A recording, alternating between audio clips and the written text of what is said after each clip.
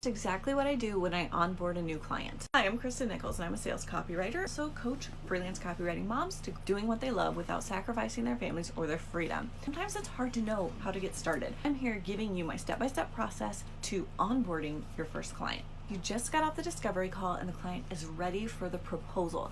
I like to do a proposal contract combo so that if they're ready after they review the proposal, they can sign right then and there and pay their invoice. I include the terms and conditions of the contract on the final page and a link to the invoice in Stripe. Then I turn the whole thing into a PDF DocuSign so that I can send it over, they can sign online, and it will be automatically emailed back to me. They can click the link and pay right then and there. I send them a personal email that lets them know it's on its way, what they need to do now, and then what I will do as next steps. That includes creating a shared Google Drive folder where we can upload and download documents to each other.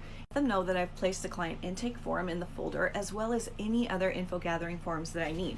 In that same email, I ask them to let me know when they've finished filling out the forms so that we can schedule the onboarding call. In the onboarding call, I get any finer details that they didn't cover in the document. And then I get started with the research and outlining phase, then the writing phase, and the submission phase, and edits and revisions. That's my onboarding process. Follow me for more tips on getting started as a freelance copywriting mama.